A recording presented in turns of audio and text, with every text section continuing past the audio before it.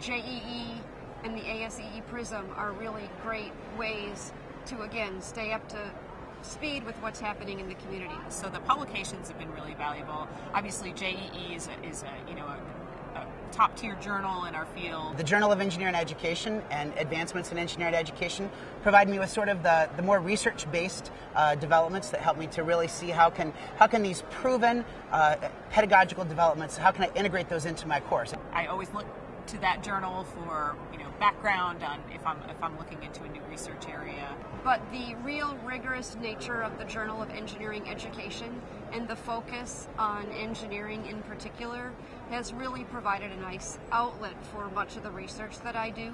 Once your research becomes more established, and you can get published in JEE, of course, that's kind of the pinnacle. That's kind of the gold standard. I also like ASEE Prism because it has articles that are not too technical and are therefore appropriate for my freshman, sophomore engineering students. Probably the Prism is probably the number one resource I have for how to sort of continue to move forward in my teaching.